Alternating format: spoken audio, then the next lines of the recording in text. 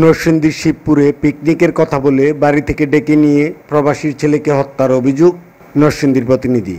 নরসিংদীর শিবপুর উপজেলার দুলালপুর ইউনিয়নের লাখপুর গ্রামের সৌদি আরব প্রবাসী মোহাম্মদ দিদারুল ইসলামের একমাত্র ছেলে মোহাম্মদ শাওনকে পিকনিকের কথা বলে একই গ্রামের রাকিব গংদের বিরুদ্ধে হত্যার অভিযোগ পাওয়া গেছে।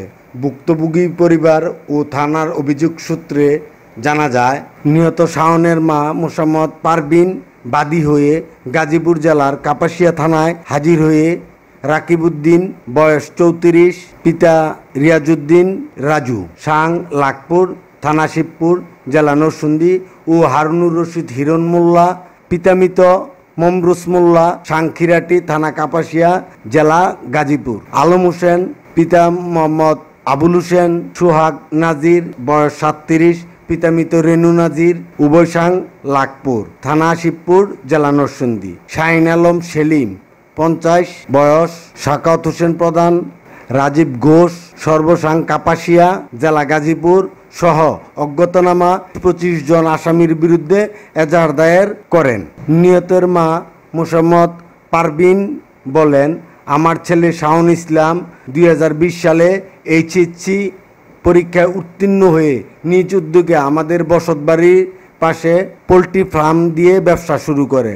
গত 13/12/2024 তারিখ সকাল 10 ঘটিকার সময় 1 নং আসামি মোহাম্মদ রাকিব ও 2 নং আসামি হারুনুর রশিদ হিরণ মোল্লা সহ অজ্ঞাতনামা 3 থেকে 4 জন আসামি আমাদের বাড়িতে আসিয়া আমার ছেলেকে কাপাসিয়া থানাধীন গিগাট সাকিনস্থ মুচির বাড়ি সংলগ্ন শীতললক্ষা নদী ও ব্রহ্মপুত্র নদের মধ্যে জেগে ওঠা নির্জন ধারার চরের পিকনিকের কথা বলে নিয়ে যায়। এরপর আমার ছেলে আর বাড়িতে ফিরে নাই এবং ছেলের ব্যবহৃত মোবাইল নাম্বারে কল দিয়ে করিয়া নাম্বারটি বন্ধ পাওয়া যায় এবং উক্ত আসামিদের সাথে যোগাযোগ করিতে না পেরে আমার স্বামী থানায় একটি সাধারণ ডায়েরি করেন। ডায়েরি নং 657, তারিখ 14/12/2024 ইং।